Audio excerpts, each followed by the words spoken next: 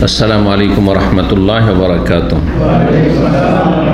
इन्नल हम्दुलिल्लाह नहमदुहु व नस्तईनुहु व नस्तगफिरुहु व नऊज़ु बिल्लाहि मिन शुरूरि अनफुसिना व मिन सय्यिआति अमालिना मन यहदिहिल्लाहु फला मुदिल्ल लहु व मन युद्लिल फला हादिय लहु व अशहदु अन ला इलाहा इल्लल्लाह वहदहु ला शरीका लहु व अशहदु अन्ना मुहम्मदन अब्दुहु व रसूलुहु सल्लल्लाहु तआला अलैहि व अला आलिहि व सहबिहि व सल्लम तस्लीमन कसीरा। अम्मा बाद। सम्मानित भातृमंडলী, আল্লাহ রাব্বুল আলামিনের প্রশংসা এবং প্রিয় নবী সাল্লাল্লাহু আলাইহি ওয়াসাল্লামের উপর সালাত ও সালামের পর আজ শনিবার 19 শাবান 1444 হিজরি মোতাবেক 11 মার্চ 2023 আমাদের ধারাবাহিক আলোচনা সংক্ষিপ্ত জাদুল মাদ থেকে পর্ব নম্বর 33। বিষয়বস্তু জানাজার ক্ষেত্রে নবী সাল্লাল্লাহু আলাইহি সাল্লামের আদর্শ। জানাজা সম্পর্কে এর আগে দুটো আলোচনা হয়েছে, আজকে তৃতীয় পর্ব, জানাজার পর্ব নম্বর 3 বা তৃতীয় অংশ। লেখক বলছেন, ওকানা ইউকাব্বিরু আরবা তাকবীরাত। নবী সাল্লাল্লাহু আলাইহি সাল্লাম জানাজায় 4 তাকবীর দিতেন। নবী সাল্লাল্লাহু আলাইহি সাল্লাম জানাজায় 4 তাকবীর দিতেন। গত সপ্তাহে বলেছি জানাজার পদ্ধতি। প্রথম তাকবীরের পরে সূরা ফাতিহা, দ্বিতীয় তাকবীরের পরে কি দুরূদ, সালাত আলান নবী, তৃতীয় তাকবীরের পরে মাইয়াতের জন্য জানাজার দোয়া, আর চতুর্থ তাকবীরের পরে সালাম ফেরানো। ওয়াসাহা আনহু আন্নাহু কাব্বারা খামসান। নবী সাল্লাল্লাহু আলাইহি ওয়াসাল্লাম থেকে সহিহ সূত্রে প্রমাণিত যে তিনি কখনো কখনো 5 বারও তাকবীর দিয়েছেন, 5 তাকবীর দিয়েছেন। এই হাদিসটি সহিহ মুসলিমে রয়েছে। এবং পঞ্চম তাকবীরের পরে সেই প্রসিদ্ধ এবং খুব ব্যাপক অর্থপূর্ণ দোয়া, আল্লাহুম্মা গফির লাহু ওয়ারহামহু ওয়াআফিহি ওয়াফু আনহু ওয়াকরিম নুজুলাহু ওয়াসসি মুদখালাহু ওয়াগসিলহু বিল মাই ওয়াস-সালজি ওয়াল বারাদ ওয়ানাক্কিহি মিনাল খাতায়া কামা ইউনাক্কা আস-সাওবুল আবয়াযু মিনাদ দানাস ওয়াবদিলহু দারান খায়রাম মিন দারিহি ওয়া আহলান খায়রাম মিন আহলিহি ওয়া যাওজান খায়রাম মিন যাওজিহি ওয়াদখিলহুল জান্নাহ ওয়াকিহি আযাবাল কবরি বা ওয়াকিহি মিন আযাবিল কবরি ওয়া আযাবিন নার। কোন কোন ফিতনাতুল কবর রয়েছে, তো এটি পড়েছেন। তাহলে 5 তাকবীরও জানাজা পড়া যায়, কিন্তু জনগণ যেহেতু অধিকাংশ দিন সম্পর্কে জ্ঞান রাখে না, যার ফলে যা জানে না সেটাকে মানুষ তো নাজায়েজ মনে করবে, যে ভুল করে দিয়েছে।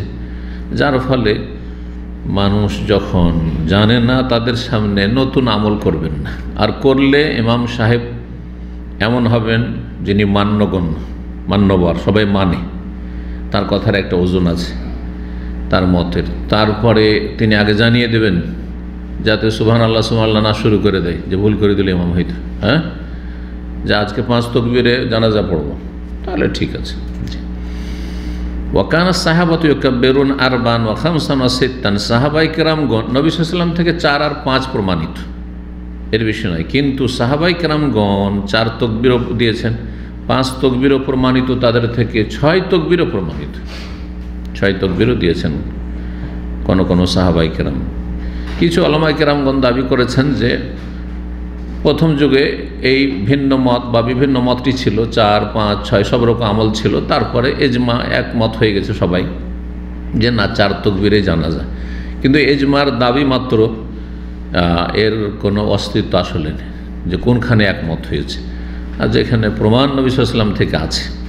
সুতরাং এজমা দাবি টাবি না করে 4 জায়েজ, 5ও জায়েজ, তার বেশিও সাহাবায়ে কেরাম যখন করেছেন নিজের পক্ষ থেকে করেননি। কেউ যদি আমল করে তো জায়েজ, কিন্তু নতুন কিছু করার কোনো প্রয়োজন করে না, যেটি প্রসিদ্ধ সবাই জানে সেটাই করা উচিত। কালা আলকামাতু, ইমাম আলকামা রাদিয়াল্লাহু রাহিমাহুল্লাহু তাআলা প্রখ্যাত তাবী, কুফার তাবী, তিনি প্রখ্যাত সাহাবী আব্দুল্লাহ বিন মাসউদ রাদিয়াল্লাহু তাআলা বিশিষ্ট ছাত্র ছিলেন। 2 জন খুব বড় সিনিয়র ছাত্র ছিলেন, আলকামা এবং আসওয়াদ। এদের সিলসিলাতেই ইলম নিয়েছেন আবু হানিফা রাহিমাহুল্লাহ, মানে আবু হানিফার ওস্তাদের ওস্তাদেরা। আবু হানিফার ওস্তাদ, তার ওস্তাদরা হচ্ছেন আলকামা আর আসওয়াদ, আর তার ওস্তাদ হচ্ছেন ইবনে মাসউদ। তো আব্দুল্লাহ বিন মাসউদ রাদিয়াল্লাহু তাআলা আনহুকে কাল আলকামা বলেছেন, বলছে কুলতুলি আব্দুল্লাহ, আমি আমার ওস্তাদ আব্দুল্লাহ বিন মাসউদকে বললাম, আব্দুল্লাহ বিন মাসউদ সাহাবীকে, ইন্না ওনাসান মিন আসহাবে মুআয কাদিমু মিনাশ শাম, মুআয বিন জাবাল রাদিয়াল্লাহু তাআলা আনহুর কয়েকজন সঙ্গী মানে ছাত্র শাম দেশ থেকে এসেছেন। শাম দেশ থেকে কোথায় এসেছেন? ইরাকে এসেছেন। কারণ এরা ইরাকে। ফাকাব্বারু আলা মাইয়াতিন লাহুম খামসান, তারা এক মাইয়াতের জানাজায় 5 তাকবীর বলেছেন। 5 তাকবীর বলেছেন।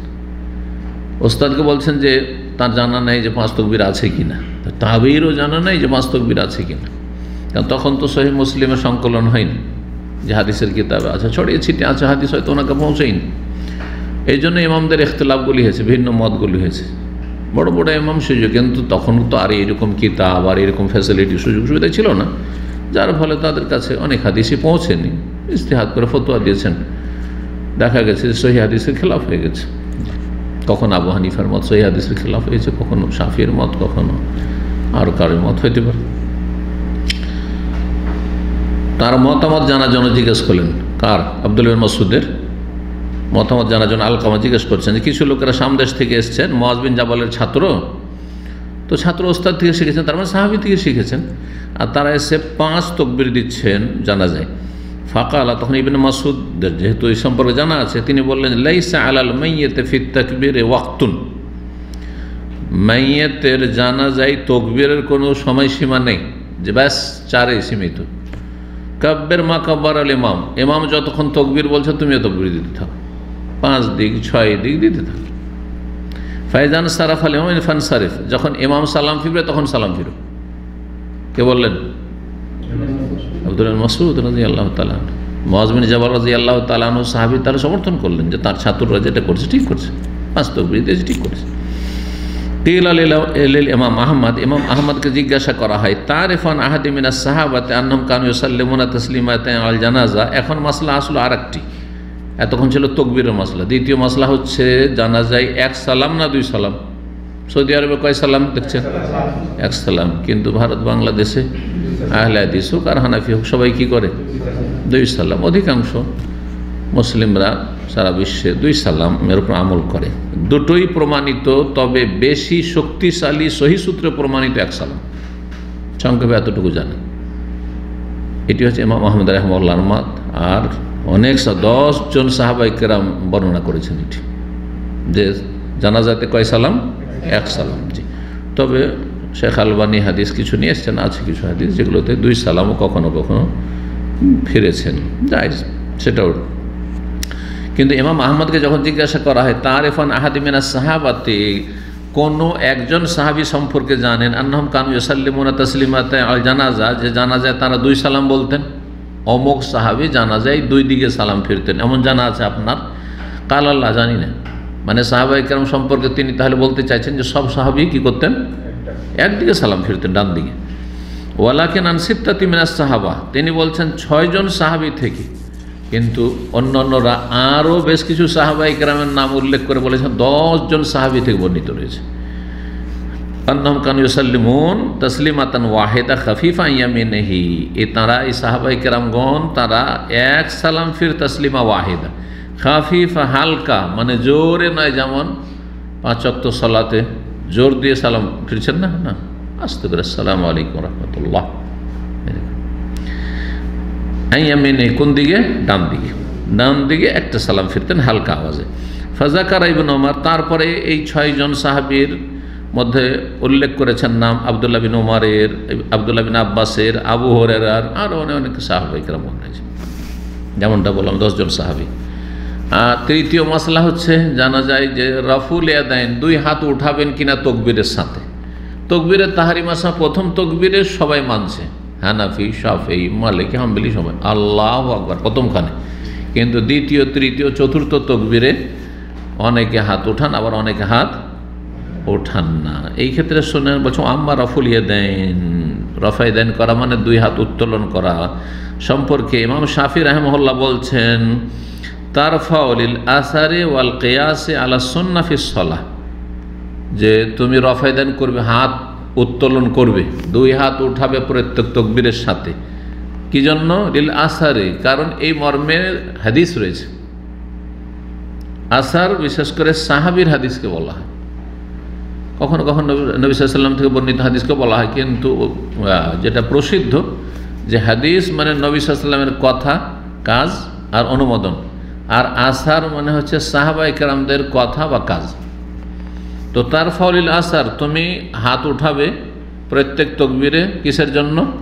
কারণ আসার মানে সাহাবায়ে কেরাম থেকে বর্ণিত রয়েছে, আব্দুল্লাহ ইবনে উমর রাদিয়াল্লাহু তাআলা থেকে বর্ণিত রয়েছে যে তিনি হাত উঠিয়েছেন প্রত্যেক তাকবীরে।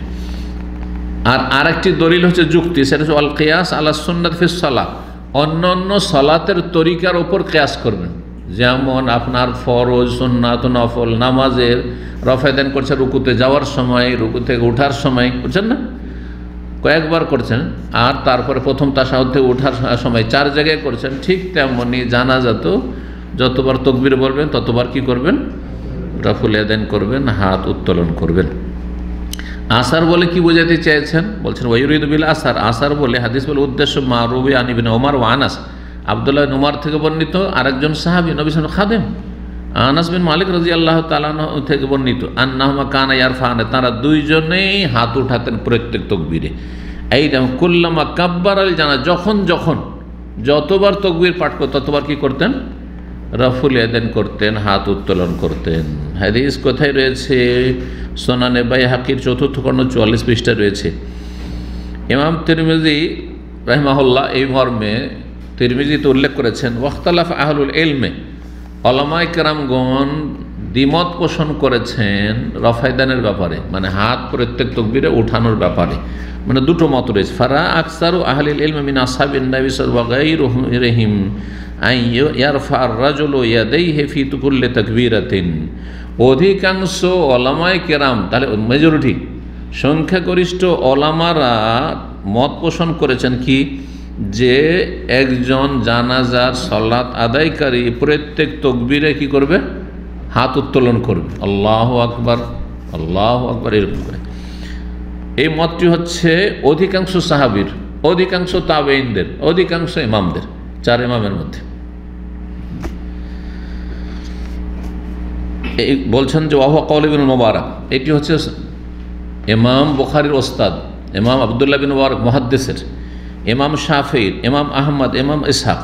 তাহলে ইমাম শাফি হলো, আহমদ হলো, ইমাম ইসহাক ইমাম আহমদের মতোই বড় ইমাম, তার নামে শুধু মজাবি হয়নি, না হলে ওই রকম ওই পর্যায়ের ইমাম ছিলেন।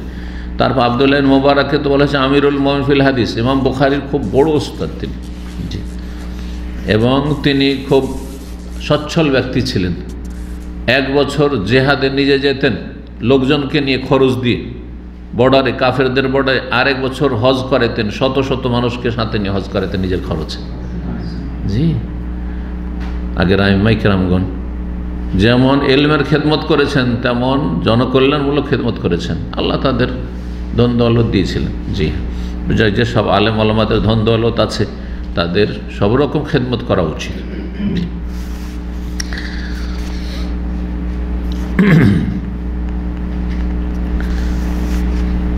তাহলে এই মতটি হলো অধিকাংশ ওলামাদের মত, কি, যে রফায়দান প্রত্যেক তাকবীরে করা সুন্নাত। ওয়াকালা বাযু আহলি ইলমে, কিছু উলামায়ে কেরাম বলেছেন লা ইয়ারফাউ ইয়াদাই ইল্লা ফি আউয়াল মাররা, জানাজার নামাজি, জানাজা আদায়কারী প্রথমবার শুধু তাকবীরের সময়, প্রথম তাকবীরের সময় রফায়দান করবে। ওয়া হুয়া কাউলুস সৌরি, ইমাম সৌরি যিনি কুফার আলেম ছিলেন, আর ওনার এলেমগুলি আবু হানিফার কাছে গেছে। আহলে কুফা মানে ইমাম আবু হানিফা, ইমাম আবু হানিফার ছাত্র আবু ইউসুফ মুহাম্মদ, তারা এক কথায় হানাফি মযহাবের লোকেরা শুধু বলে কি, যে একবার প্রথমখানে হাত উঠাইতে হবে আর হাত উঠাতে হবে না, কিন্তু সাহাবায়ে কেরাম আমল করেছেন। নবী সাল্লাল্লাহু আলাইহি ওয়াসাল্লাম থেকে হাও প্রমাণ নেই, নাও প্রমাণ নেই। যদি নবী সাল্লাল্লাহু আলাইহি ওয়াসাল্লাম থেকে প্রমাণ থাকতো যে উঠাননি, তাহলে তো উঠাইতাম না, ঠিক না? নবী সাল্লাল্লাহু আলাইহি ওয়াসাল্লাম উঠিয়েছেন, তাহলে তো উঠাইতাম নিশ্চিত। এই জন্য ইখতিলাফটা হওয়াটা স্বাভাবিক, কিন্তু বেশ কিছু সাহাবায়ে কেরাম থেকে হাত উঠানো কি রয়েছে? প্রমাণিত রয়েছে। সুতরাং হাত উঠা একটি ইবাদত তাকবীরের সাথে, এটি যদি করে তো বেশি ভালো। আহলে হাদিস ওলামারা দেখা যায় যে 2 ভাগ। আমাদের বাংলা ভাষায় আহলে হাদিসের অধিকাংশ হাত উঠায়, কিন্তু অন্যান্য ভাষাভাষী আহলে হাদিস আমি দেখেছি ইন্ডিয়া পাকিস্তানে যারা উর্দু ভাষী তারা অনেকে হাত উঠায় না, কারণ তারা বলে যে নবী সাল্লাল্লাহু আলাইহি ওয়াসাল্লাম থেকে যেহেতু এর প্রমাণ নেই, কিন্তু উঠালে ভালো, আর কেউ না উঠালে কোনো দোষের কথা নাই। জি। তারপরে বলছেন আর একটি মাসলা, 4 নম্বর, এক একটি করে মাসলা জানে। সেটা হচ্ছে কারো যদি জানাজা ছুটে যায়, জানাজা পড়ার জন্য গেলেন, দেখে জানাজার নামাজ হয়ে গেছে, তো কী করবেন? দেশের লোকেরা মাসলা না জানার কারণে মাটি দিয়ে চলে আসে, জানাজা তো ছুটেই গেল, মাটি দিয়ে চলে আসলো, তাই না? হ্যাঁ, না। ওকান ইযা ফাতাতুস সালাহ আলাল জানাজা, নবী সাল্লাল্লাহু আলাইহি ওয়াসাল্লামের জানাজার সালাত যদি ছুটে যেত, সাহাবীরা জানাননি, রাত্রে মারা গেছে, মসজিদে নববীর খাদেমা একটি মহিলা পরিষ্কার করত, কোনো রায়তে পুরুষের কথাও রয়েছে, বিভিন্ন সময় হয়েছে, তার মধ্যে এটি একটি ঘটনা। রাতে নবী সাল্লাল্লাহু আলাইহি ওয়াসাল্লাম শুয়ে গেছেন, কষ্ট দেবো, অন্ধকারে দরকার নেই, সাহাবীরা মাটি দিয়ে চলে এসেছেন, জানাজা পড়ে চলে এসছে। নবী সাল্লাল্লাহু আলাইহি ওয়াসাল্লাম সকালবেলা দেখছেন যে মেয়েটি একটি বুড়ি মহিলা, কালো মহিলা ছিল, মসজিদে নবী সাফ সুতরা করতো, তো কোথায় মহিলা দেখছি না, বলছে যে মাতা থুল বারেহা, রাত্রে মারা গেছে, কেন বলো না আমাকে জানাওনি কেন? আমি দোয়া করতাম তার জন্য, আমি জানাজায় হাজির হতাম। সুবহানাল্লাহ। নবী সাল্লাল্লাহু কাউকে ছোট বড় মনে করেননি, যে কে মুখ চেহারা দেখে এসব করেননি। জি, এটি হচ্ছে আদর্শ, সবাই সমান তার কাছে। মুসলিম। জি। ওয়াকানা ইযা ফাতাতুস সালাতু আলাল জানাজা, জানাজার সালাত যখন নবী সাল্লাল্লাহু আলাইহি ওয়াসাল্লাম ছুটে যেত, সাল্লা আলাল কবরি, কবরকে সামনে করে জানাজা পড়েছে, কবরকে সামনে করে জানাজা পড়বেন। আপনারা প্রবাসে থাকছেন, আপনাদের জন্য মশলা জানা আরও জরুরি, কারণ অনেকের বাপ মা, দাদা দাদি, নানা নানি, শ্বশুর শাশুড়ি, আত্মীয় স্বজন, ভাই বোন অনেকে মারা যাচ্ছে, গেলেন কাঁদতে কাঁদতে, মাটি হয়ে গেছে, জানাজা হয়ে গেছে, কিছুই করলেন না, আপনি শুধু জিয়ারত করলেন না, ভুল আপনি জানাজা পড়েন। আরও যদি আপনার সাথে কেউ হয়ে যায় যে তারাও জানাজা পড়েননি, তো শরীক হবে। যদি জানাজা পড়ার লোক হয় তাহলে দ্বিতীয়বার পড়বেন, আপনি একাই পড়বেন। আমি পড়ি, আলহামদুলিল্লাহ আমি পড়ি এইরকম। জি, যদি জানি যে খুব পরিচিত মানুষ অথবা আত্মীয় বা ধার্মিক, দিনদার, পরেজগার এলাকার, আর আমি সেই সময় গিয়েছি 2-4 দিন 10 দিন আগে জানাজা হয়েছে, আমি কবর সামনে করে জানাজা পড়েছি। তো নবী সাল্লাল্লাহু আলাইহি ওয়াসাল্লাম এটা করতেন। এই হাদিস বুখারীতে রয়েছে, মুসলিমে রয়েছে। বুখারী 1337 নম্বর, মুসলিম 954 নম্বর হাদিস, যে জানাজা যদি ছুটে যায় তাহলে কবর সামনে করে সেম জানাজার মতো 4 তাকবীর আপনি জানাজা পড়বেন। ফাসাল্লাম মারাতান আলা কবরি, নবী সাল্লাল্লাহু আলাইহি ওয়াসাল্লাম একবার, কয়েকবার করেছেন, একবার এক কবর ওপর, মানে কবর সামনে করে জানাজা পড়েছেন। বাদা লাইলা, এক রাত পরে, ওই যে মহিলার সকালে জানতে বললেন, সকালে গিয়ে জানাজা পড়লেন। ওমাররা বাদা সালাস, একবার 3 দিন পরে জানতে পেরেছেন, তার উপর 3 দিন পরে পড়েছেন। ওমাররা বাদা সারি, 1 মাস হয়ে গেছে, তারপরে জানাজা পড়েছেন। ওয়ালাম ইয়াক্কিদ ফি যালিকা ওয়াক্তান, নবী সাল্লাল্লাহু আলাইহি ওয়াসাল্লাম সময় নির্ধারণ করেনি, কারণ কিছু কিছু ওলামারা বলেছে না, যদি কবর একবার তাজা হয়, 1 দিন 2 দিন 3 দিনের হয়, বেশি দিন 1 মাস 2 মাস 6 মাস হয়ে গেলে হবে না। এগুলো কোনো দলিল নেই, এগুলো ইজতিহাদি ফতোয়া, যে তাজা তাজা আছে সেই জন্য জানাজা পড়বেন, কবর সামনে করে পড়েন। কিন্তু পুরোনো কবরে কেন পড়বেন? কিন্তু ধরেন পুরোনো, ছুটি পাননি, 2 বছর পর গেছেন, আপনার আব্বা মারা গেছে, আম্মা গেছে, যেতেই পারেন। অনেকের সমস্যা আছে, বিভিন্ন রকম সমস্যা আছে, যেতে পারেননি, আর্থিক সমস্যা, একামার সমস্যা, ছুটি লাগছে না, ছুটিয়ে দিচ্ছেন, পড়েন আপনি 2 বছর 3 বছর পরে গিয়ে মায়ের বাপের কবর, বিশেষ করে যারা আপনজন, প্রিয়জন, পরেশগার, ভালো মানুষ, তাদের। জি, আল্লাহ ইয়াক্কিদ ফি যালিকা ওয়াক্তান, নবী সাল্লাল্লাহু আলাইহি ওয়াসাল্লাম সময় নির্ধারণ করেননি যে এই কয়েকদিন কবরকে সামনে করে জানাজা পড়া যাবে, আর পুরাতন হলে পড়া যাবে, এমন করেনি। ওয়া মানা মিনহা মালিকুন ইল্লা লিল ওয়ালি ইযা কানা গায়বান, তবে ইমাম মালিকের একটি মত হচ্ছে যে শুধু যারা ওয়ারিস, উত্তরাধিকারী, নিকট আত্মীয়, যারা ধন সম্পদে ভাগ পায়, যেমন বাপ মা, ছেলে মেয়েদের, তারপর ছেলে মেয়ে, ভাইয়েরা, এইরকম ভাই ভাতিজা, চাচা, ইল্লা লিল ওয়ালি, যারা ওয়ারিস, ওয়ালি মানে এখানে উত্তরাধিকারী, এজা কানা গায়বান, যদি বাইরে থাকে, বাইরে ছিল তাহলে, কিন্তু ওখানে যদি থাকে গ্রামে, না, জামাতে হাজির হইতে হবে। আর যদি দেখা যায় যে এখনও দাফন হয়নি, এটা মশলা জানেন, এখনও দাফন হয়নি কিন্তু জানাজা হয়ে গেছে, তাহলে তখন জানাজা পড়েন। এখানে যদি আপনি যান এই দাম্মামে, তো দেখবেন যে কয়েকবার জানাজা হচ্ছে, কারণ অনেক লোক পরে আসছে, দেখছে যে এখনও নামানো হয়নি কবরে, জানাজা পড়েছে, নামিয়ে দেওয়া হয়েছে, তারপরে জানাজা পড়ছে, দাফন করা হয়ে গেছে, ঢেকে দেওয়া হয়েছে, তারপরে জানাজা চলছে। জি, তাজা তাজা কবর বিশেষ করে 3 দিন পরে পড়েছেন, এই দলিল বাইহাকি দারকুতনিতে রয়েছে, আর 1 মাস পরে পড়েছেন, সেটিও বাইহাকিতে রয়েছে। হ্যাঁ, জি। ইমাম তিরমিজি রাহিমাহুল্লাহ সাঈদ ইবনে মুসাইব থেকে বর্ণনা করেছেন, আন্না উম্মা সাদিন মাতাত, উম্মে সাদ, সাদের মা মারা গিয়েছিল। ওয়ান নবী সাল্লাল্লাহু গায়েবুন, সেই সময় নবী সাল্লাল্লাহু আলাইহি ওয়াসাল্লাম মদিনা থেকে অনুপস্থিত ছিলেন, বাইরে ছিলেন। ফালাম্মা কাদিমা, যখন মদিনা আসলেন, সাল্লা আলাইহা, তার জানাজা পড়ে, ওয়াকাদ মাযা লিযালিকা শাহরুন, 1 মাস পার হওয়ার পরে, 1 মাস অতিক্রান্ত হওয়ার পরে। ইমাম হাফিজ ইবনে হাজার বলছেন ইসনাদুহু মুরসালুন সহিহ, হাদিস মুরসাল কিন্তু সহিহ। যে তাবেঈ বলছেন কালা রাসূলুল্লাহ, কিন্তু হাদিস যঈফ না, সহিহ বলছেন। তারপরে কোন জায়গায় দাঁড়াবেন? ইমামতি করার জন্য দাঁড়াবেন জানাজার কোন জায়গায়? মাইয়েতের সামনে করে, কোন জায়গায়? বুকের সামনে না কোমরের সামনে? হ্যাঁ, ওয়াকানা ইয়াকুমা ইনদা রাসির রাজুল, পুরুষ হলে পুরুষের মাথার কাছাকাছি, মাথার কাছে দাঁড়াবেন, মাথার দিকে। আর মহিলা হইলে ওয়াসাতাল মারআতি, মহিলার মাঝামাঝি দাঁড়াবেন, যাতে করে পর্দা হয় বেশি, কারণ মহিলাদের ক্ষেত্রে যত পর্দা হয় তত ভালো। এই মর্মে হাদিস সহিহ বুখারীতে রয়েছে 1332, সহিহ মুসলিমে রয়েছে 964, আবু দাউদে রয়েছে।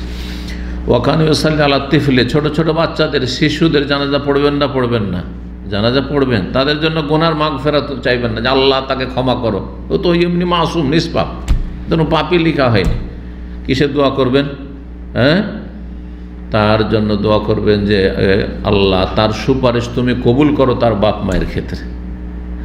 জি, তো এরকম সাহাবায়ে কেরাম থেকে বেশ কিছু দোয়া রয়েছে বাচ্চাদের জানাজার ক্ষেত্রে। তো নবী সাল্লাল্লাহু আলাইহি ওয়াসাল্লাম বাচ্চারও জানাজা পড়তেন। মুসনাদ আহমদে হাদিস রয়েছে 3 জায়গায়, নাসাইতে রয়েছে, তিরমিজিতে রয়েছে, আবু দাউদ, ইবনে মাজাহ রয়েছে, ইবনে হিব্বান রয়েছে, হাকিমে রয়েছে, আল্লামা আলবানী হাদিস সহিহ, অনেক হাদিসের কিতাব রয়েছে বাচ্চাদের জানাজা পড়া। ওয়াকানা লা ইউসাল্লি আলা মান কাতালা নাফসাহ, কেউ যদি আত্মহত্যা করতো তার জানাজা পড়তেন না, আত্মহত্যাকারী জানাজা পড়তেন না। কিন্তু আত্মহত্যাকারী জানাজা পড়তেন না তার মানে এই নয় যে সে কাফের, কিন্তু বড় অপরাধী। এবং যেহেতু আত্মহত্যা করা মানে শেষ, এই অপরাধ করেই শেষ, তওবা করার সুযোগ না। অন্য গুনাহ করলে তওবার সুযোগ আছে। ধরেন কেউ মদ খেয়েছে, তারপরে হুঁশ ফিরে এসছে আর তওবা করেছে, আর মদ খেয়ে মাতাল অবস্থায় যদি মারা যায় তাহলে তার তওবা হয়নি, ঠিক না? তাহলে ওই আত্মহত্যাকারীর মতো অপরাধী।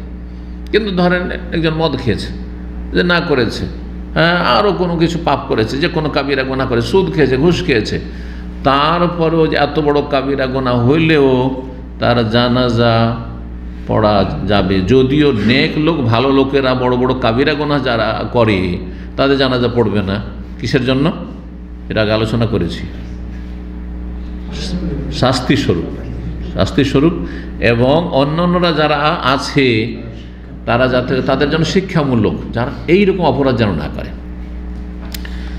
আত্মহত্যাকারী অন্যান্য অপরাধীর মাঝে পার্থক্য বুঝতে পারলেন? অন্যান্য অপরাধের তওবার সম্ভাবনা আছে, যে মরার আগে হয়তো তওবা করেছে, কালেমা পড়েছে, কিন্তু যেই লোকটি গলায় ফাঁস দিল বা বিষ খেলো আর আত্মহত্যা করে মারা গেল, সাথে সাথে যদি মারা যায় তাহলে তো তওবার সুযোগই পায়নি।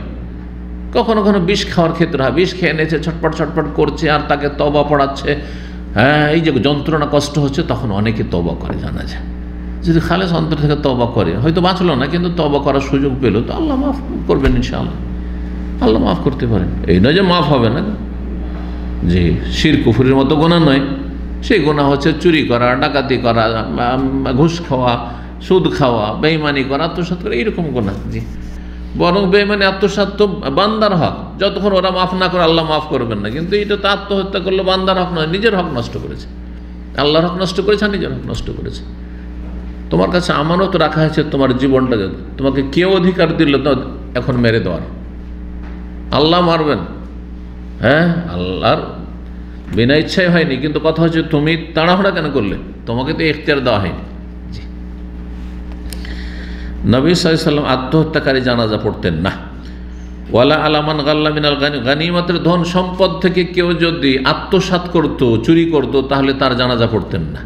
আজকাল গানিমত নাই, কিন্তু সরকারি ফান্ড আছে, হ্যাঁ, সরকারি কোষাগার থেকে সরকারি ধন সম্পদ, যেটা রাষ্ট্রীয় সম্পদ বলা হয়, সেটার মালিক কিন্তু রাষ্ট্রপতিও না, প্রধান, তারা আমানতদার, তাদের কাছে আমানত রাখা আছে।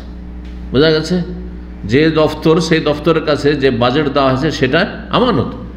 ধরেন শিক্ষা দফতরে শিক্ষামন্ত্রীকে বছরে এত টাকা বাজেট দেওয়া হয়েছে, রিলিফ মন্ত্রীকে এত টাকা বাজেট দেওয়া হয়েছে, সেটা তার কাছে আমানত। যার হক যেই ক্ষেত্রে খরচ করার জন্য দেওয়া হয়েছে সেই ক্ষেত্রে খরচ করবে, কিন্তু সেইখান থেকে 9-6 করতে করতে করতে করতে দুয়া নাও এসে বাস্তবে এসে পৌঁছে না। কথা বুঝতে পারছেন? একটা ধরেন একটা ব্রিজের জন্য পাশ হলো, কোটি কোটি টাকা পাশ হলো, খেতে খেতে সমস্ত খেতে খেতে খেতে খেতে 4 আনাও খরচ হয় না, 14 আনে খেয়ে ফেলছে। এইরকম যারা অপরাধী, রাষ্ট্রীয় সম্পদ যারা আত্মসাৎ করে খায়, বেঈমানি করে খায়, লুটে পুটে খায়, তারা হচ্ছে এই গনিমতের ধন সম্পদ খেয়ে মরা লোকের মতো। তাদের জানাজা পড়তেন না নবী। সুতরাং যারা রাষ্ট্রীয় সম্পদ বেঈমানি করে তাদের জানাজা পড়া জায়েজ নয়, তাদের জানাজা পড়বেন না। নেক লোকেরা, নবী সাল্লাল্লাহু আলাইহি ওয়াসাল্লাম পড়েননি, নেক লোকেরা পড়বে না। পড়ুক ফাসিক ফাজির পাপীরা পড়ুক, ওর মতো পাপী না। যে পাপী মরেছে ওর মতো পাপীগুলো সমাজের পড়ুক, গুনাহগাররা পড়ুক, সাধারণ লোকেরা পড়ুক, কিন্তু পরহেজগার লোকেরা পড়বে না। এখান থেকে শিক্ষা পাওয়া গেল। আর আলেম ওলামারা পড়বে না, পানিশমেন্ট, শাস্তির জন্য, যাতে করে আগামীতে রাষ্ট্রীয় সম্পদ বেঈমানি আত্মসাৎ কেউ না করে। বাইতুল মাল এর মালিক হচ্ছে দেশে 15 কোটি 20 কোটি সমস্ত মানুষ মালিক। জি, এই হাদিস সহিহ মুসলিমে রয়েছে 978, ইবনে মাজাতে রয়েছে, যে যারা সরকারি ধন সম্পদ, গনিমতের ধন সম্পদ আত্মসাৎ করতো, একটা চাদর, শুধু একটা চাদর, বেশি নয়, এরকম লাখ লাখ টাকা মেরে খেত না তারা, একটা চাদর লুকিয়ে রেখে দিয়েছে ভাগ হওয়ার আগে, আর জানাজা পড়েনি নবী সাল্লাল্লাহু আলাইহি ওয়াসাল্লাম।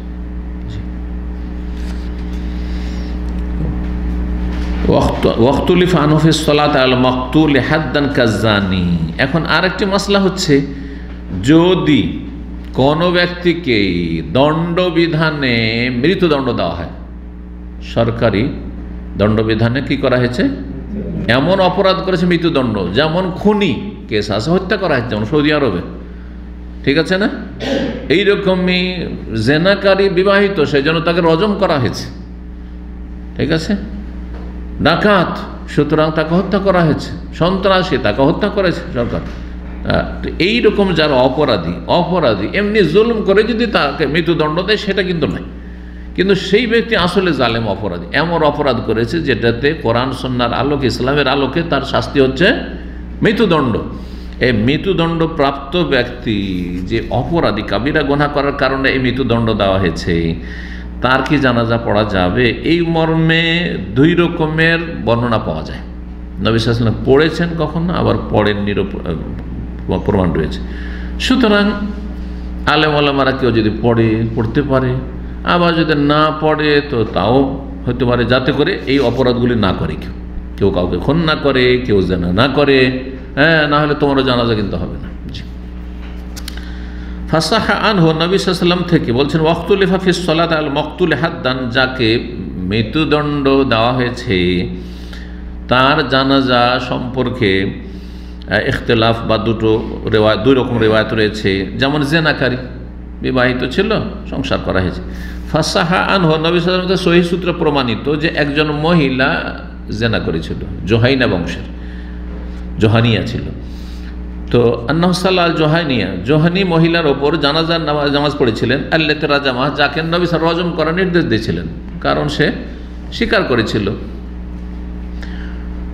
এই হাদিস রয়েছে সহিহ মুসলিমে, আবু দাউদে, মুসনাদ আহমদ, তিরমিজি, নাসাঈতে রয়েছে।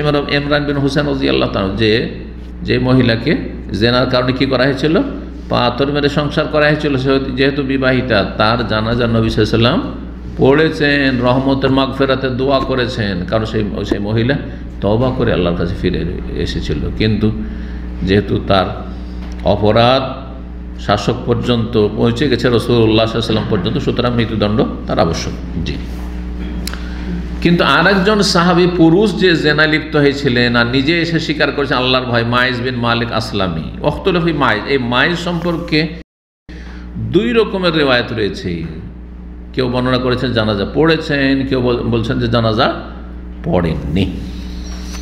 এই হাদিস রয়েছে জাদুল মাদে, বিস্তারিত আলোচনা রয়েছে, যেটি কয়েক খণ্ড রয়েছে, এটি হচ্ছে সংক্ষিপ্ত আকার তার। আর সহিহ বুখারীতে রয়েছে, সহিহ বুখারীতে রয়েছে জাবের রাদিয়াল্লাহু তাআলা থেকে বর্ণিত তার সম্পর্কে। ফাইমাই আইয়ুকাল, তার সম্পর্কে 2 রকম রিওয়ায়াত আছে। তো 2 রকমের সমন্বয় কেমন করবেন? কেউ বলছে জানাজা পড়া হয়েছে, কেউ বলছে জানাজা পড়া হয়নি। বলছেন যে এতে কোনো রকমের বিরোধ নেই। ফাইন্নাস সালাতা ফিহি হিয়া দুআ, যে হাদিস আছে যে নবী সাল্লাল্লাহু আলাইহি ওয়াসাল্লাম তার সালাত পড়েছেন, মানে সালাত মানে এখানে দোয়া, মানে দোয়া করেছেন যে আল্লাহ মায়েজকে মাফ করে দাও, ক্ষমা করে দাও। আর যেটাতে রয়েছে যে না তিনি সালাত পড়েননি মানে জানাজা পড়েননি, তো জানাজা না পড়ে কি করেছেন, দোয়া করেছেন, কারণ সে কাফের হয়ে মরেনি জেনাকে, তারপরে তওবা করেছে, নাহলে নিজে থেকে স্বীকার করে। নবী সাল্লাল্লাহু আলাইহি ওয়াসাল্লাম 4 বার করে ফিরিয়ে দিচ্ছেন। এই দিক থেকে এসে বলছে ইয়া রাসূলুল্লাহ আমি এমন অপরাধ করেছি যে আমাকে পাক করে নেন, পাক করে নেন, তাহের ইয়া রাসূলুল্লাহ। নবী মুখ ফিরিয়ে নিয়েছেন, এদিকে আবার এদিকে এসে বলছে, আবার মুখ ফিরিয়ে নিয়েছেন, আবার এদিকে চলে আসছে, এসে বলছে ইয়া রাসূলুল্লাহ হ্যাঁ আমি এত বড় অপরাধ করেছি, আমাকে পাক পবিত্র করেন, নাহলে আমি জাহান্নামে যাব, ধ্বংস হয়ে গেলাম। আবার মুখ ফিরিয়ে নিয়েছেন। 4 বার যখন এসে বলছে 4 সাক্ষীর সমান হয়ে গেছে, 4 জন লোকে সাক্ষী দেওয়ার সময় নিজেই 4 বার করে সাক্ষী দিচ্ছে। তারপরে নবী সাল্লাল্লাহু আলাইহি ওয়াসাল্লাম বলছেন যে না না হইতে পারে যে তুমি একটু হয়তো জড়িয়ে ধরেছো, তুমি হয়তো একটু চুমন দিয়েছো, হ্যাঁ তারপরে তুমি কি ব্যভিচার বুঝো, জেনা বুঝো কাকে বলে? বলছে ইয়া রাসূলুল্লাহ আমি যেটা জেনা সেই জেনায় লিপ্ত হয়ে গেছি, আমাকে পাক করে নেন। নবী সাল্লাল্লাহু আলাইহি ওয়াসাল্লাম সাহাবীরাকে বলছেন যে দেখো তো ওর মাতাল তো না, মদ টদ খেয়ে সেরকম করছে না তো, একটু মুখটা শুঙিয়ে দেখো তো, আল্লাহু আকবার, যাতে করে একটা লোকের এমনিতে জীবনটা না চলে যায়। জি মাতাল তো না, মুখ শুঙে দেখছেন সাহাবীরা, বলছেন ইয়া রাসূল সুস্থ মস্তিষ্কে আর কোনো রকম মাতলামি নেই তার। তখন নবী সাল্লাল্লাহু আলাইহি ওয়াসাল্লাম বললেন যে যাও তাহলে তাকে রজম করো। আল্লাহর ভয় মানুষের হইলে কোনো থানা পুলিশ লাগবে না, কোনো প্রশাসন লাগবে না, হ্যাঁ সবাই ভালো মানুষ হয়ে যাবে, তাই না? এইরকম ভয় হইতে হবে। নবী সাল্লাল্লাহু আলাইহি ওয়াসাল্লাম এইরকম ছাত্র তৈরি করেছেন, এই রকমের সাহাবী সঙ্গী তৈরি করেছেন যাদের জন্য কোনো রকমের প্রশাসন লাগতো না। অপরাধ করলে নিজে এসে হাজির, অপরাধ করবেন না, করেননি, আর যদি লাখে একটা হয়ে যায়, একটা দুটো হয়েছে শুধু ঘটনা, দীর্ঘ 10 বছরে একটা দুটো জেনার ঘটনা হয়েছে, এসে স্বীকার করে নিয়েছে। চুরির ঘটনা একটা ছাড়া দুটা জানতে পারা যায় না, চুরির ঘটনা, হাত কাটার ঘটনা, এইরকম নিজে এসে স্বীকার করেছে আল্লাহ, অথবা তওবা করেছে, এমন খালেস তওবা করেছেন যে আল্লাহ মাফ করেছেন। জি মানুষ মাত্র ভুল হইতে পারে। জি তো নবী সাল্লাল্লাহু আলাইহি ওয়াসাল্লাম কি করেছেন বলছেন যে জানাজা পড়েননি কিসের জন্য, ওয়া তারকুস সালাত আলাইহি তারকু আলা জানাজাতিহি তাদিবান ওয়া তাহযীর, আদব শিক্ষা দেওয়ার জন্য এবং জনগণকে সতর্ক করার জন্য যে তোমরা যদি জিনা ব্যভিচারে লিপ্ত হও তোমাদের জানাজা পড়া হবে না, কিন্তু দোয়া করেছেন। তারপরে বলছেন যে এটা একটি আপনার সমন্বয়, যে সালাত মানে দোয়া করেছেন, আর যেখানে সালাত পড়েননি মানে জানাজা পড়েননি। আর আরেকটি সমন্বয় হচ্ছে মাইয়ুকাল এজা তারাজাত আলফাজ, 2 রকম যেন পরস্পর বিরোধী হাদিস রয়েছে মাইজ বিন মালিক পুরুষ ব্যক্তির জেনা সম্পর্কে, তাহলে আমরা দেখো যে এক মহিলার যে জানাজা পড়েছেন তো ওই হাদিসের আমল করব, যে জেনায় যদি মৃত্যুদণ্ড দেওয়া হয় বা কেসাসে যদি হত্যার বদল হত্যাতে মৃত্যুদণ্ড দেওয়া হয়, এরকমই যারা গাঁজাতে হিরোইন নিয়ে সৌদি আরবে ধরা পড়েছে এরকম মৃত্যুদণ্ড দেওয়া হয়, তাহলে তার জানাজা কি করা যাবে, পড়া যাবে। ওয়াকানে জাসাল্লা আলী হেত্তাবিয়াল মাকাবের মাসিয়ান আমামাহু, নবী সাল্লাল্লাহু আলাইহি ওয়াসাল্লাম জানাজা পড়তে যখন যেতেন তখন হেঁটে যেতেন বেশিরভাগ সময়, আর হেঁটে গেলে মৃত দেহকে যে নিয়ে যাওয়া হচ্ছে, লাশকে নিয়ে যাওয়া হচ্ছে, তার আগে আগে যেতেন, হেঁটে গেলে আগে যেতে পারতেন। ওখানে জাসাল্লা যখন সালাত আদায় করতেন বা আদায় করতে যেতেন, তাবিয়াহু আল মাকাবের কবরস্থান পর্যন্ত যেতেন, শুধু জানাজা পড়ে ছেড়ে দিতেন না, বেশিরভাগ কী করতেন কবরস্থান পর্যন্ত দাফন ও শরীক হইতেন। মাসিয়ান আমামাহু, লাশ যাচ্ছে, মৃতদেহ যাচ্ছে, খাট যাচ্ছে, তার আগে আগে পায়ে হেঁটে যেতেন। অসন্নালির রাকেবে, আর যারা বাহনে চড়ে যাবে, ঘোড়ার পিঠে, গাধার পিঠে, উটের পিঠে, অথবা কেউ সাইকেলে যাচ্ছে, কেউ হুন্ডাতে কারে যাচ্ছে, মানে এইখানে করে জানাজা মসজিদ এখানে পড়ে নিচ্ছেন, তারপরে যখন 91 বাই যে বাইরে দাম্মামের বাইরে বিশাল কবরস্থান, সেখানে মানুষ গাড়িতে যাচ্ছে, তো গাড়িতে গেলে আগে কি যাবে, সুন্নত হচ্ছে আগে মৃতদেহ যাবে বা মৃত লাশের গাড়ি যাবে, আর তারপরে পেছনে পেছনে অন্যরা থাকবে। বাহনে আরোহণকারীর জন্য সুন্নত হচ্ছে আইয়াকুনা ওয়ারা আহা, মাইয়াতের পেছনে পেছনে থাকবে, আইন কানা মাসিয়ান, আর যদি পায়ে হেঁটে যায় এখনও কারিবা মিনহা, কাছাকাছি থাকবে, ইম্মা খালফাহা, পেছনে থাকেন, অথবা আগে থাকেন, অথবা ডানে থাকেন, বামে থাকেন, হেঁটে গেলে সমস্যা নেই, সামনেও গেলে কোনো দোষ নেই। কিন্তু যখন আপনি গাড়িতে চড়ে যাচ্ছেন, মাইয়াত পেছনে আছে আর ভদ্রলোকের মতো গাড়িতে আগেই চলে যাচ্ছেন কবরস্থানে, এটা করবেন না। জি, এতটুকু পার্থক্য। মাইয়াত নিয়ে যাওয়ার সময় সুন্নত হচ্ছে মাইয়াত যারা বহন করবেন একটু দ্রুত বেগে চলবেন, আস্তে আস্তে নয়। হ্যাঁ, যেন আপনি লাফ দিয়ে তাড়াতাড়ি করে যাচ্ছেন, তাড়াতাড়ি পৌঁছেছেন। ওয়াকানে ইয়ামর বিল ইসরাই বিহা, নবী সাল্লাল্লাহু আলাইহি ওয়াসাল্লাম মাইয়াতকে তাড়াতাড়ি নিয়ে যেতে বলতেন। হাত্তা ওয়াইন কানু লা ইয়ারমালুনা বিহা রামলান, রমল করতেন, যেমন তওয়াফের সময় লাফিয়ে লাফিয়ে একটু দৌড় দিয়ে একটু হাঁটা ফাঁকা থাকলে সুন্নাত ওই রকম রামাল মানে একবার খুব জোর দিয়ে স্পিডে দৌড় না, হালকা দৌড় দেওয়া, পায়ের ধাপ ছোট করে স্পিডে একটু দ্রুত বেগে চলা। এই হাদিস মুসনাদ আহমদে, আবু দাউদ, নাসাইতে রয়েছে। বলছেন যে নবী সাল্লাল্লাহু আলাইহি ওয়াসাল্লাম ওয়াকানা ইয়ামশি, পায়ে হেঁটেই যেতেন বেশিরভাগ। ইযা তাবিআহা, জানাজার সাথে গেলে, কবরস্থান গেলে পায়ে হেঁটে যেতেন। ওয়াকুল, আর বলতেন লাম আকুন লি আরকাব আল মালায়েকা তামশুন, আমি সওয়ার হয়ে যেতে চাই না, আমি বাহনের পিঠে যেতে চাই না, কারণ ফেরেশতারা হাঁটছে, ফেরেশতারা হেঁটে হেঁটে যাচ্ছে কবরস্থান, আর আমি এতে চড়ে যাব, গাড়িতে চড়ে যাব, আমি বাহনে চড়ে যাব না। তাহলে উত্তম হচ্ছে যদি জানাজা মানে কবরস্থান পায়ে হাঁটার ডিস্টেন্স হয়, ধরো 1-1 কিলোমিটারের মধ্যে আছে, পায়ে হেঁটে যান, পায়ে হেঁটে যান। কিন্তু যখন দূরে হবে তখন তো পায়ে হেঁটে যাবে, পায়ে হেঁটে যেতে যেতে দাফন করা শেষ হয়ে যাবে। এই হাদিস আবু দাউদে রয়েছে। আল্লামা আলবানী হাদিসটিকে সহিহ বলেছেন। ফাইজান সারাফা ফারুবা, যখন ফিরে আসছেন কবরস্থান থেকে, কখনো কখনো নবী সাল্লাল্লাহু আলাইহি ওয়াসাল্লাম উটের পিঠে চেপে নিয়েছেন, বাহনের পিঠে বা খচ্চরের পিঠে, গাদার পিঠে। ওয়াকানা লা ইয়াজলিসু হাত্তা তুদা, যতক্ষণ পর্যন্ত মাইয়াতকে কাঁধ থেকে না রাখা হইতো, আগে পৌঁছে গেলে বসতেন না। কবরে রাখা নাই, কবরে রাখার আগে বসা যাবে, কবর রাখতে দেরি আছে, হয়তো কবর ঠিকঠাক করছে, সমস্যা নেই, বসে যেতে পারেন। কিন্তু মাইয়াতের খাট এখনও রাখা হয়নি, কাঁধে বহন করে নিয়ে আসছে, আর আপনি আগে গিয়ে বসে যাবেন কবরস্থান, এটা করে সুন্নতের খেলাফ। যতক্ষণ পর্যন্ত না রাখা হয়তো জমিনে, ততক্ষণ বসতেন না। ওয়াকাল, আর বলেছেন নবী সাল্লাল্লাহু আলাইহি ওয়াসাল্লাম, ইজা তাবিআতুমুল জানাজাতা, যখন তোমরা জানাজার সঙ্গী হবে, জানাজার অনুসরণ, ফালা তাজলিসু, বসবে না, হাত্তা তুজা, যতক্ষণ পর্যন্ত সেই মৃতের খাট না রাখা হবে কবরস্থানে। হাদিস বুখারীতে রয়েছে, মুসলিমে রয়েছে। তারপরে গায়েবানা জানাজার মাসলা। গায়েবানা জানাজার মাসলা, গায়েবানা জানাজা বুঝেন? মানে মাইয়াত এখানে নেই, মারা গেছে ধরেন বাংলাদেশে, আর এখানে আপনারা গায়েবানা কিছু লোকেরা, যে দেশে আমরা থাকলে তো জানাজা পড়তাম, নিকটাত্মীয় অথবা খুব প্রসিদ্ধ ব্যক্তি, পরেশগার ব্যক্তি, আলেম, তার গায়েবানা জানাজা পড়ব। তো নবী সাল্লাল্লাহু আলাইহি ওয়াসাল্লামের আদর্শ, যে কোনো মানুষ মারা গেলে গায়েবানা জানাজা নাই। একজন রাজা, বাদশাহ নাজাসি, আবেসিনিয়ায়, হাবাসায়, জি, এই যে লোহিত সাগর, জেদ্দার সামনে লোহিত সাগর পার করে যখন যাবেন, তখন সামনে পড়বে আপনার এই আফ্রিকার সবচেয়ে কাছের দেশ, আরব দেশ থেকে, সেটা হচ্ছে এই হাবাসা, যেটাকে আবেসিনিয়া বলা হয় বাংলায়, আর ওইটা ইথিওপিয়া ইংরেজিতে। আর ইথিওপিয়াটা পরে এই আপনার 30-40 বছর আগে 2 ভাগে ভাগ হয়েছে, দিয়ে ইথিওপিয়া আর এরিট্রিয়া, জি, 2 ভাগ হয়ে গেছে। যেমন পাকিস্তান প্রথম একই পাকিস্তান ছিল, তারপর 2 ভাগে ভাগ হয়েছে। ভারত এক ভারত ছিল, তারপরে এক ভারত 3 দেশে বিভক্ত হয়েছে, এইরকম। বরং আর একটু পিছনে চলে গেলে নেপাল, বর্মা, সব ভারত ছিল, জি। তো নবী সাল্লাল্লাহু আলাইহি ওয়াসাল্লাম বলছেন, ওয়ালাম ইয়াকুন মিন হাদিহি আস-সালাত আলা কুল্লি মাইয়াতিন গায়েব। নবী সাল্লাল্লাহু আলাইহি ওয়াসাল্লাম আদর্শ এমনটা ছিল না যে যে কোনো মৃতের গায়েবানা জানাজা পড়বেন, কেউ মারা গেলে গায়েবানা জানাজা, যেমন শাফেঈরা করে। কেরালার লোকেরা এখানে কোম্পানিতে যারা থাকেন, যদি থাকেন কোম্পানির ভিলাতে যে ক্যাম্পগুলো আছে, দেখবেন ডেইলি 1-2টা জানাজা কেরালা থাকলে চলতি আছে। এরকম ইন্দোনেশিয়ান, মালয়েশিয়ান শাফি মযহাবের লোকেরা যে কোনো ব্যক্তির গায়েবানা জানাজা তাদের কাছে শরীয়ত সম্মত।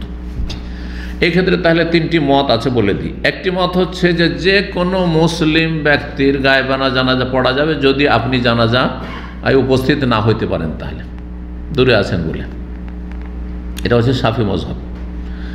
আর একটি মত হচ্ছে যে কারও পড়া যাবে না, একমাত্র যার জানাজা হয়নি তার পড়া যাবে, এটা হচ্ছে হানাফি মযহাব, মানে এর উল্টা একবার, ঠিক আছে। কারও পড়া যাবে না, একমাত্র বিনা জানাজায় মাটি হয়ে গেছে, ধরেন কোথাও মারা গেছিল, আর তারপরে লাওয়ারিস কোনো ব্যক্তি, কেউ সন্ধানে আসে না, তখন এলাকার অমুসলিম আছে, এমনি মাটি দিয়ে দিয়েছে, এমনি মাটিতে, অথবা লাশ পাওয়াই যায়নি। অনেকে আছে না, ডুবে মারা গেছে, লাশই পাওয়া গেল না। বন জঙ্গলে গেছে, বাঘে খেয়ে নিছে, এতে কিন্তু হচ্ছে সুন্দরবনে এরকম যখন তখন হচ্ছে, ও লাশই পাওয়া গেল না, তো কি করবে? এ তো জানাজা হয়নি, গায়েবানা জানাজা পড়তে হবে। তাহলে গায়েবানা জানাজা পড়তে হবে সব মজহাবে। হানাফি মজহাবে পড়তে হবে, তো শাফি মজহাবে তো সবার চলে, সুতরাং পড়তে হবে।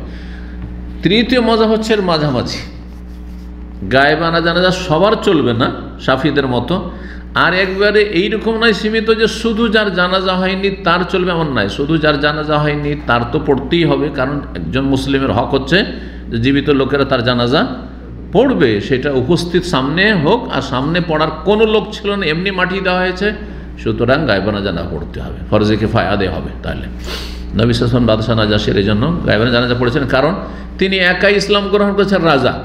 ইসলামের দাওয়াত পেয়ে নবী সাল্লাল্লাহু আলাইহি ওয়াসাল্লাম যখন চিঠি লিখলেন, দেশের একজন খ্রিস্টানও কেউ মুসলমান হয়নি তখন। এখন সেই দেশ মুসলিম দেশ হাবাসা, কিন্তু তখন একজন মুসলমান হয়নি, যার ফলে জানাজা পড়ার লোকই কেউ ছিল না। নবী সাল্লাল্লাহু আলাইহি ওয়াসাল্লাম ওহির মাধ্যমে জানতে পারলেন যে আজকে নাজাশী মারা গেছে, মদিনায় খবর পেলেন, আর তারপরে তিনি বললেন যে চলো আমরা জানাজা পড়ি। তারা মাঝামাঝি মত কি বললাম, একটি হচ্ছে যার জানাজা হয়নি তার তো পড়তে হবে।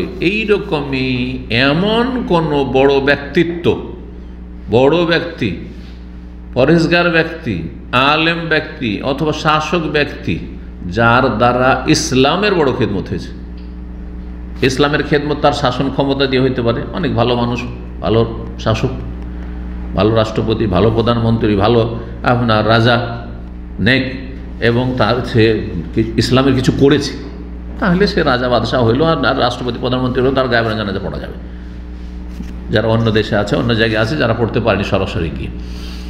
এইরকমই আলেম, তার আগে আলেম, জি এমন ভালো আলেম, তার দ্বারা অনেক খেদমত হয়েছে, অনেক খেদমত হয়েছে, অনেক উপকৃত হয়েছে জাতি, সুতরাং তার গায়েবানা জানাজা পড়া যাবে, তার গায়েবানা জানাজা পড়া যাবে। খুব পরেশগার লোক, আল্লাহওয়ালার লোক, তার তাকওয়া পরেশগারি দিয়ে মানুষ উপকৃত হয়েছে, এলিম হয়তো অত বেশি নাই, কিন্তু তার আখলাক চরিত্র দিয়ে মানুষ উপকৃত হয়েছে ইত্যাদি। যদি এইরকম প্রসিদ্ধ ব্যক্তি হয় তাহলে তার গায়েবানা জানাজা পড়া যাবে। সবার দলিল হচ্ছে নাজাশির এই ঘটনা।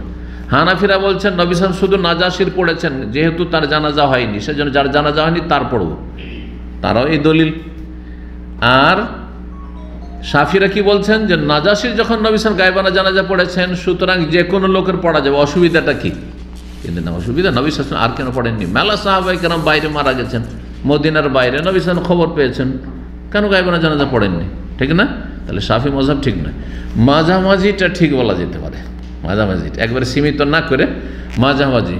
তাদেরও দলিল হচ্ছে ওই নাজাশির, কারণ নাজাশির দ্বারা ইসলামের অনেক খেদমত হয়েছে।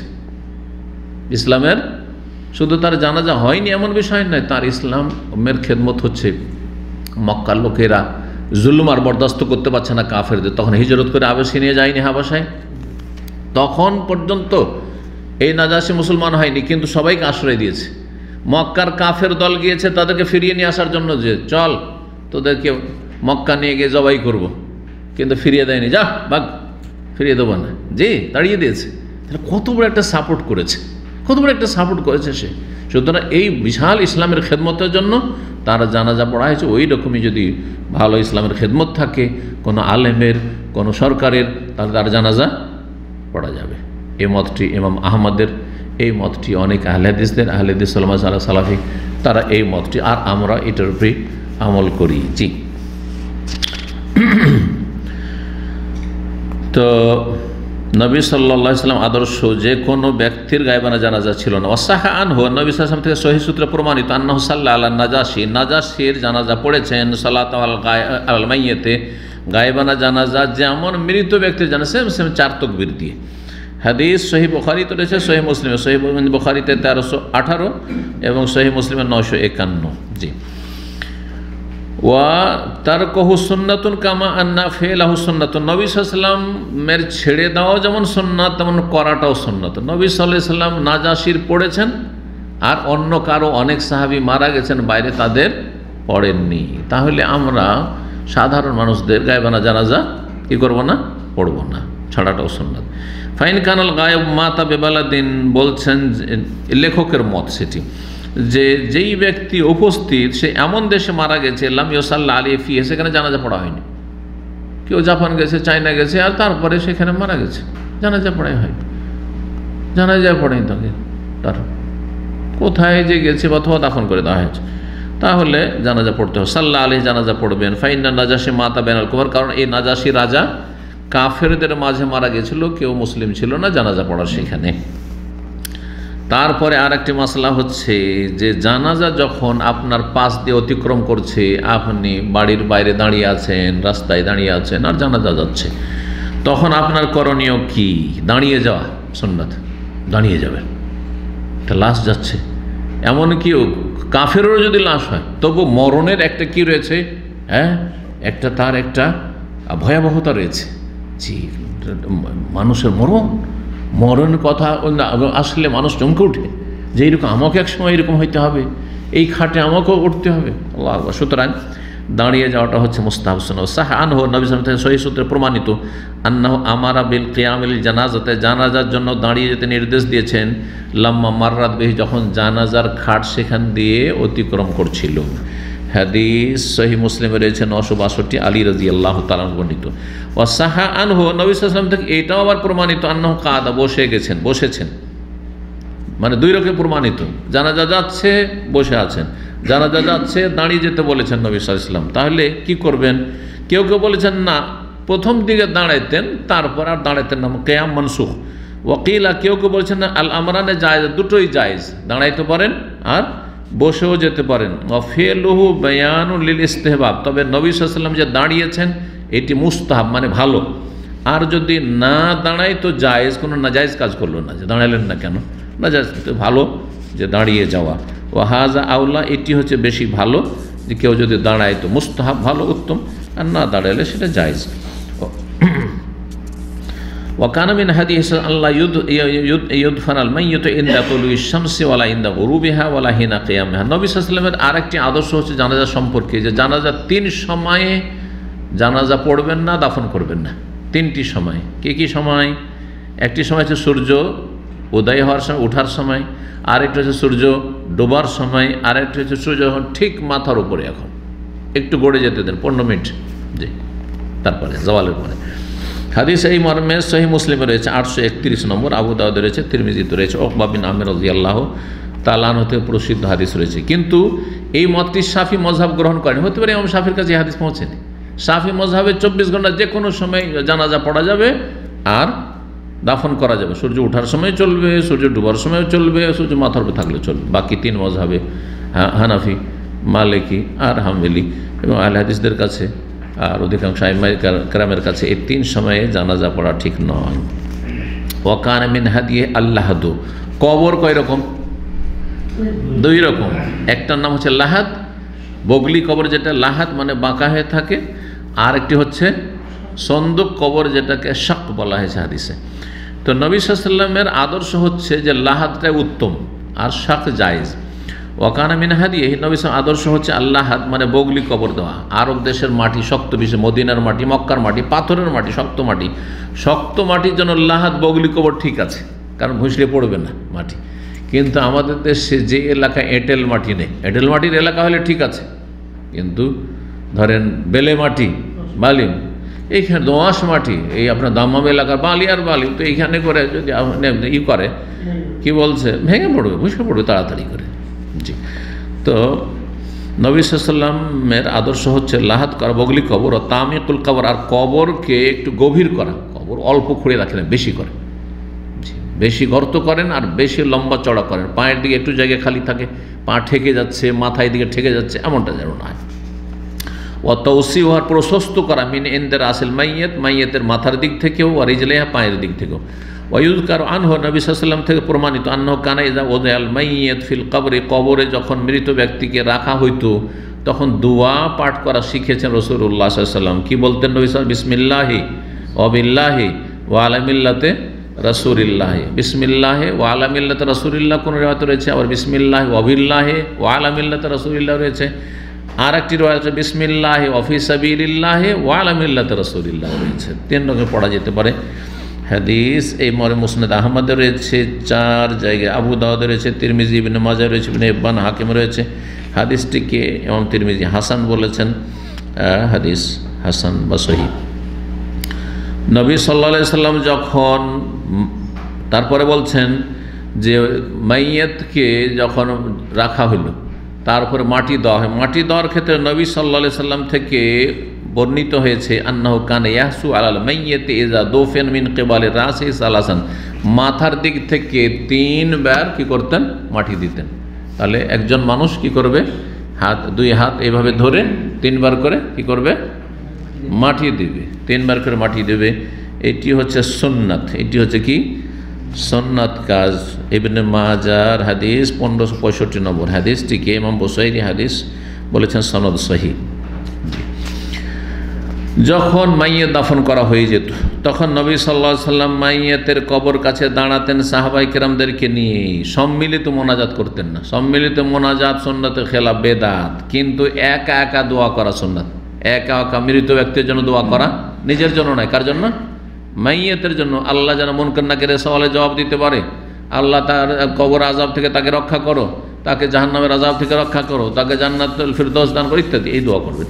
ওয়াসালা আনহু তাসবিহ, সাআলাহু তাসবিহ, তার জন্য আল্লাহর কাছে অটলতা, দৃঢ়তা কামনা করেছেন। আল্লাহ তাকে অটল রাখো, দৃঢ় রাখো। মুনকার নাকির যখন তাকে এসে প্রশ্ন করবে, যাতে করে প্রশ্নের উত্তরগুলো ঠিক করে দিতে পারে, এই দোয়া নবী সাল্লাল্লাহু আলাইহি ওয়াসাল্লাম করতে বলেছেন, করেছেন। এই হাদিস আবু দাউদে রয়েছে, মুস্তাদরাক হাকিমে রয়েছে। ইমাম যাহাবি এবং ইমাম হাকিম হাদিসকে সহিহ বলেছেন, আল্লামা আলবানী হাদিসকে সহিহ বলেছেন যে নবী সাল্লাল্লাহু আলাইহি ওয়াসাল্লাম কবর কাছে কি করেছেন, দোয়া করেছেন মাইয়াতের জন্য। কিন্তু একা একা দোয়া করেছেন, একা একা করা সুন্নাত। একেবারে দোয়া করবেন না, এটাও সুন্নাতের খেলাফ। আর সম্মিলিত মোনাজাত ইমাম দোয়া করবে আর সবাই আমিন আমিন বলবেন, এটিও সুন্নাতের খেলাফ। ও আমারহুম বিযালিক, সাহাবায়ে কেরামদেরকে নবী সাল্লাল্লাহু আলাইহি ওয়াসাল্লাম দোয়া ইস্তেগফার করতে বলেছে মাইয়াতের জন্য। ইস্তাগফিরু লিআখিকুম, হাদিস রয়েছে, তোমাদের ভাই যে মারা গেছে, দাফন করা হলো, তার জন্য আল্লাহর কাছে ক্ষমা প্রার্থনা করো। ওয়াসালুল্লাহ লাহু তাসবিত, আল্লাহর কাছে তার জন্য দৃঢ়তা কামনা করো, যাতে করে ঠিক করে জবাব দিতে পারে। ফাইন্নাহু আল-আনা ইউসাল, কারণ তাকে এখনই জিজ্ঞাসাবাদ করা হবে। ওয়ালাম এখন ইয়াজলিসু ইয়াকরা আলাল কবরে, নবী সাল্লাল্লাহু আলাইহি ওয়াসাল্লাম আদর্শ ছিল না যে কবরে দাফন করার পর সেখানে বসে কোরআন খানি করা, বেদাতি কাজ এটি। ওয়ালা ইউলাক্কিনুল মাইয়া, মাইয়াতকে তালকিন করা, এটাও বেদাতি। কিছু কিছু অঞ্চলে আছে এই বেদাত, কি যে ওকে স্মরণ করায়। জি, সাফি বেদাতির মধ্যে রয়েছে, হানাফিদের মধ্যে থাকতে পারে, হয়তো আপনাদের অঞ্চল নাও থাকতে পারে, কিন্তু বিভিন্ন অঞ্চলে বিভিন্ন বেদাত আছে, যেটা হয়তো আপনার অঞ্চলে নয়। কি মাইয়াতকে স্মরণ করাচ্ছে যে দেখো একটু পরে কিন্তু, এখন তোমাকে দাফন করা হলে এক্ষুনি কিন্তু মুনকার নাকির আসবে। মান রাব্বুকা জিজ্ঞাসা করলে তুমি বলবে রব্বি আল্লাহ, মা দিনুকা জিজ্ঞাসা করলে বলবে দীনুল ইসলাম, মান নবিয়ুকা বলবে নবী মুহাম্মদ সাল্লাল্লাহু আলাইহি সাল্লাম। এইভাবে তাকে স্মরণ করে, তালকিন মানে স্মরণ করিয়ে দেওয়া, এই একটি বিদআত আছে। জি, মুসলিম সমাজে কোথাও কোথাও। নবী সাল্লাল্লাহু আলাইহি ওয়াসাল্লামের আদর্শ ছিল না কবরকে বেশি উঁচা করা, যেমন বেদাতীদের কবরগুলি, আর ওই পীরদের কবরগুলি কত উঁচা আর কত পাকা করে, এগুলি হারাম, জায়েজ নাই, নবী সাল্লাল্লাহু আলাইহি ওয়াসাল্লামের আদর্শ নাই। ওয়ালা বিনাওহা, কবরকে পাকা করে বিল্ডিং তৈরি করা, ইট দিয়ে তৈরি করা। ওয়ালা তাতইনুহা, আর সেটা চুনকাম করা, বা গাড়া দিয়ে ঘিরে দেওয়া নিচে থেকে চারিদিক থেকে, এটা নয়। প্রাচীর দিয়ে হেফাজতের জন্য, যে পেশাব পায়খানা কেউ না করে দেয়, ময়লা আবর্জনা না হয় গোটা কবরস্থান ঘিরতে পারে, কিন্তু নিচে থেকে বেঁধে দেবেন, সাইডগুলো সব বেঁধে দেবেন, তলাতে, এগুলো হারাম। ওয়ালা বেনাউল কেবাব আলাইহা, আর ওপরে গম্বুজ নির্মাণ করা, এটাও জায়েজ নয়, নবীর আদর্শ নয় সাল্লাল্লাহু আলাইহি ওয়াসাল্লাম। আলী রাদিয়াল্লাহু তাআলা আনহুকে নবী সাল্লাল্লাহু আলাইহি ওয়াসাল্লাম একবার প্রেরণ করলেন, বললেন যে আল্লাহ ইয়াদা তিমসা ইল্লা তামাসাহু, যদি কোনো জায়গায় কোনো মূর্তি পাও তাহলে কি করবে, নিশ্চিহ্ন করে দিবে, ভেঙে চুরমার করে দিবে। ওয়ালা কাবরান মুশরিফান, আর কোনো উঁচা কবর যদি 1 বিঘতের বেশি উঁচা থাকে, 1 বিঘত সুন্নত, 1 বিঘত একটু উঁচা করে রাখবেন, যাতে করে পানি জমে না যায় তার উপর। মানে একেবারে যদি সমতল করেন তো পানি জমে যাবে, তাই না? তো 1 বিঘত উঁচা রাখবেন। 1 বিঘতের বেশি যদি কেউ 1 হাত রাখে তাহলে বরাবর করে দিতে হবে, মানে আপনার 1 বিঘতে পৌঁছে দিবে। ইল্লা সাওয়াহু, জি, বরাবর করে দিবে। এই হাদিস সহিহ মুসলিমে রয়েছে, মুসনাদ আহমদ, আবু দাউদ, তিরমিজি, নাসাইতে রয়েছে। সহিহ মুসলিমের 969 নম্বর হাদিস, যে নবী সাল্লাল্লাহু আলাইহি ওয়াসাল্লাম বলছেন কবর যদি উঁচা দেখো তাহলে সেটা কি করে দাও, সমতল করে দাও, মানে 1 বিঘত করে দাও। ফাসুন্নাত তাসবিয়াতু হাযিহিল কুবুরুল মুশরাফা কুল্লাহা, উঁচা কবরগুলি সবগুলি বরাবর করে দিতে হবে, স্বাভাবিক করে দিতে হবে। ওয়া নাহা ইউজাসসাল কবর, কবরকে নবী সাল্লাল্লাহু আলাইহি ওয়াসাল্লাম চুনকাম করতে নিষেধ করেছেন। মানে চুনকাম করা তো বুঝেন, হ্যাঁ, রং করে দেওয়া, তারপরে পাকা করে দেওয়া। ওয়াইয়ুবনা আলাইহা, ঘর বাড়ি তৈরি করতে নিষেধ করেছেন, বিল্ডিং তৈরি করতে নিষেধ করেছেন। ওরবে ওয়াইয়ুক্তব আলাইহি, লিখে রাখতে নিষেধ করেছেন আলহাজ অমুক সাহেব, আলহাজ মৌলানা আল্লামা অমুক সাহেবের সমাধি বা কবর, এগুলি হারাম, জায়েজ না, নিষেধ করেছেন বিশ্বাস। এগুলি কিন্তু আপনাদের দেশে হচ্ছে, কিন্তু নাম লেখাটা তো অহরহ, তাই না? না, জায়েজ নাই, নবী সাল্লাল্লাহু আলাইহি ওয়াসাল্লাম নিষেধ করেছেন। হাদিস রয়েছে, হাদিস কোথায় রয়েছে? সহিহ মুসলিমে 970 নম্বর হাদিস, জাবের রাদিয়াল্লাহু তাআলা থেকে। মুসনাদ আহমদ রয়েছে, তিরমিজি, নাসাই, ইবনে মাজাহ রয়েছে হাদিস। যে লেখা চলবে না, তার উপরে কোনো কিছু নির্মাণ করা চলবে না, আর পাকা করা, চুনকাম করা চলবে না। ওয়াকানা ইউলেমু মান আরাদা আন ইয়ারিফা কবরহু বিসাখরা, চিহ্নিত করার বৈধতা দিয়েছেন। যদি কেউ চিনতে চায় যে আমার আব্বার কবরটাকে আমি কিছুদিন চিনবো, আমার আম্মার কবরটাকে চিনবো, আমার ছেলের কবরটাকে চিনবো, ভাই বোনের কবর চিনবো, তো একটা বিশেষ কোনো পাথর দাঁড় করে দেন, যে পাথরটা দেখে চিনতে পারে যে আমি যে পাথরটা রেখে গেছি, হ্যাঁ, মাথার দিকে বা পায়ের দিকে, এইটি হচ্ছে আমার অমুকের কবর, এরকম করতে পারেন, কিন্তু তাতে নাম লিখে রাখা যাবে না। এর দলিল আবু দাউদে রয়েছে, আর বাইহাকিতে রয়েছে। হাফেজ বিন হাজার আলবানী হাদিসটিকে হাসান বলেছেন। হাদিস হচ্ছে হাসান, কিসের? যে আপনি চিহ্নিত করে রাখা কোনো কিছু দিয়ে। জি, নবী সাল্লাল্লাহু আলাইহি ওয়াসাল্লাম নিষেধ করেছেন আন ইত্তিখাযিল কুবুরি মাসাজিদা, জি, কবরকে সেজদার স্থানে পরিণত, মানে কবর মসজিদে দেবেন না, আর কবরের ওপর মসজিদ তৈরি করবেন না, দুটোই হারাম, দুটোই হারাম। যদি কবর আগের হয় পরে মসজিদ তৈরি হয় তো নামাজই হবে না ওখানে। যেই মসজিদে কবর আছে সেই মসজিদে কবর থাকলে, যদি কবর থাকে তাহলে নামাজ সেখানে হবে না। মসজিদ যদি আগের হয় তাহলে কবর সরিয়ে দিতে হবে, কবর আগের পরে মসজিদ তৈরি করেছেন, মসজিদ ভেঙে দিতে হবে, কারণ যেটা আগে সেটার হক বেশি।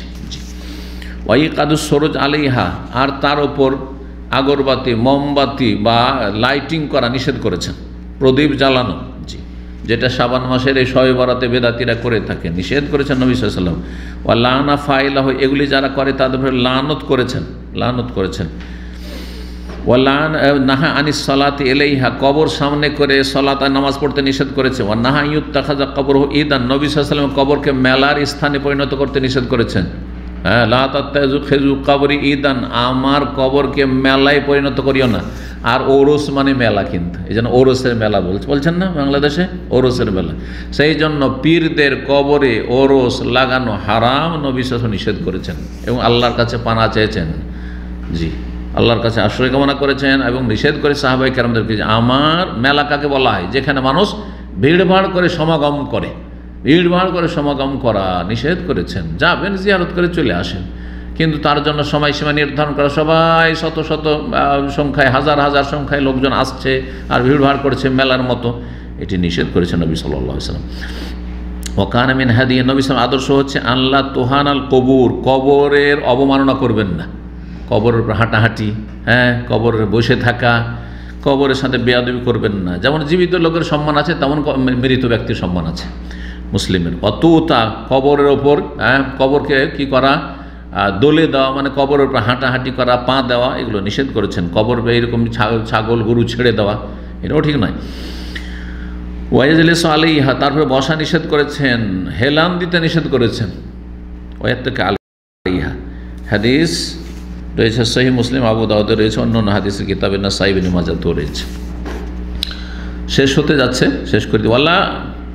ওয়ালা তুআজ্জাম বিহাইসু তুত্তাখাযু মাসাজিদ ওয়া আয়াদ ওয়া আওসানান, আর কবরের এমন তাজিম করবেন না, শ্রদ্ধা সম্মান করবেন না, অতিরঞ্জন করবেন না যে সেটা মসজিদে পরিণত করলেন, কবর উপর মসজিদ বানিয়ে নিলেন, অথবা সেটাকে আয়াত মেলায় পরিণত করলেন, সেখানে উৎসব করছেন, অথবা সেখানে পূজা শুরু করে সেজদা শুরু করে দিয়েছেন, চাদর চড়ানো শুরু করেছেন, ফুল মালা দেওয়া শুরু করেছেন, যেমন নেতাদের কবরে ফুল দেওয়া হচ্ছে, এগুলি হারাম, এগুলি সব জায়েজ নয়। জি, এগুলো বেদাত এবং হারাম। নেতাদের হোক অথবা আলেমের হোক আর সাধারণ লোকের হোক, আপনার বাপের হোক, সব সমান।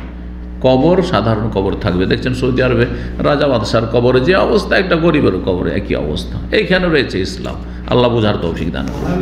ওয়াকানা ইয়াজুর কুবুর আসহাবিহি লিদুয়া, নবী সাল্লাল্লাহু আলাইহি ওয়াসাল্লামের আদর্শ হচ্ছে যে তিনি সাহাবায়ে কেরামদের কবর জিয়ারত করতে যেতেন, তাদের জন্য দোয়া করতে। দুটো ফায়দা, একটা হচ্ছে যার জিয়ারত করতে যাচ্ছেন মৃতের ফায়দা, তার জন্য দোয়া করা, তাদের ফায়দা, আর যে যাচ্ছে তার ফায়দা হচ্ছে যে মরণ স্মরণ করা, যে আমাকে মরতে হবে। অল ইস্তিগফার, তাদের জন্য ক্ষমা প্রার্থনা করার জন্য। হাযিহি জিয়ারাতুল্লাতী সান্নাহা রাসূলুল্লাহ সাল্লাল্লাহু আলাইহি ওয়াসাল্লাম, এই জিয়ারত হচ্ছে রাসূলুল্লাহ সাল্লাল্লাহু আলাইহি ওয়াসাল্লাম সুন্নত, যে কবর জিয়ারত করো আর মাইয়াতের জন্য কি করো, মাইয়াতের জন্য দোয়া করো। আর যদি মাইয়াতের কাছে কেউ দোয়া করতে চায় যে শাহজালাল বাবার কাছে চাইতে যাচ্ছি যেন ইলেকশনে জিতি আমি, বা আমরা যেন ক্ষমতায় আসতে পারি, তাহলে এটা হচ্ছে শিরকি কুফরি জিয়ারত, ইসলাম নষ্ট হয়ে যায়, কাফের মুশরিক হয়ে যায়। কথা বোঝা গেছে? আর একটা বেদাতি জিয়ারত, যে আমি 2-4 রাকাত নামাজ পড়বো বা দান খায়রাত করব, তো মাজার শরীফের কাছে গিয়ে আল্লাহকে সিজদা করবো, আল্লাহকে সিজদা করেন, কিন্তু মাজারে গিয়ে, হ্যাঁ, বা মাজারে গিয়ে দান খায়রাত করবো, সেখানে গিয়ে দান করব, তাহলে এটি হচ্ছে বেদাতি জিয়ারত। তো জিয়ারত হচ্ছে 3 রকম: শিরকি জিয়ারত, বড় কুফরি জিয়ারত; বেদাতি জিয়ারত, ইসলাম বিরোধী যদি হয়; আর সুন্নতি জিয়ারত, যেটা হচ্ছে যে মৃতের জন্য দোয়া করছেন আর আপনি মরণকে স্মরণ করছেন। জি, আপনার ফায়দার জন্য যাচ্ছেন আর মরা লোকের ফায়দার জন্য, আর মরার কাছে চাইতে যাবেন, অথবা মনে করবেন সেখানে গেলে ফজিলত হবে, সেখানে সফর করে যাওয়া, না, এইসব জায়েজ নয়। সফর করে কোনো কবর কাছে যাওয়া জায়েজ নয়। কবর জিয়ারত করবেন, গ্রামের আশেপাশে কবর জিয়ারত করবেন, কিন্তু বাড়ি হচ্ছে আপনার ধরেন খুলনা, আর যাচ্ছেন যাই ওই বাইতুল মোকাররমের কাছে বা অমুক জায়গাতে যে আল্লাহর ওলিয়া উলিয়ারা নেক ওলামারা শুয়ে আছে, চলে জিয়ারত করে আসে, এটা বেদাতি জিয়ারত। কারণ সাদ্দের হাল সফর করে 3 মসজিদ ছাড়া কোথাও সফর করতে নবী সাল্লাল্লাহু আলাইহি ওয়াসাল্লাম নিষেধ করেছেন। জি, নবী সাল্লাল্লাহু আলাইহি ওয়াসাল্লাম জিয়ারতের দোয়া শিখিয়েছেন এবং তিনি করেছেন, তা হচ্ছে আসসালামু আলাইকুম, আপনাদের উপর সালাম শান্তি বর্ষিত হোক, আহলাদ দিয়ার, হে কবরবাসী, দারের বহুবচন দিয়ার, মিনাল মুমিন মুসলিমিন, যারা মুমিন মুসলিম রয়েছেন, ওয়া ইন্না ইনশাআল্লাহু বিকুম লাহিকুন, আর নিঃসন্দেহে আমরা আল্লাহ চাইলেই শীঘ্রই আপনাদের সাথে মিলিত হচ্ছি, মানে কখন আমাদেরও মরণ হবে আপনাদের এখানে চলে আসবো। নাসআলুল্লাহ লানা ওয়া লাকুমুল আফিয়া, আমাদের জন্য আপনাদের জন্য আল্লাহর কাছে সার্বিক নিরাপত্তা কামনা করি। হাদিস সহিহ মুসলিমে রয়েছে, মুসনাদ আহমদে রয়েছে। নবী সাল্লাল্লাহু আলাইহি ওয়াসাল্লাম যখন জিয়ারত করতেন তখন তাই করতেন যা সালাতে হয়ে থাকে, অর্থাৎ দোয়ার জন্য যেতেন। ওয়াকানা ইয়াকুল ওয়া ইয়াফআলু ইনদা জিয়ারাতিহা মিন জিনসি মা ইয়াকুলু ইনদা সালাতে, জানাজার সময় যেই দোয়াগুলি, সেই দোয়া হচ্ছে মেয়েতের জন্য দোয়া করা, ঠিক ওই রকমই জিয়ারত করতে গিয়ে ওই দোয়াগুলি পড়ে। জিয়ারত করতে গিয়ে আপনার ধন সম্পদ আল্লাহ রুজিতে বরকত দাও, ওই দোয়া করার জন্য কবরস্থান যেতে হবে না?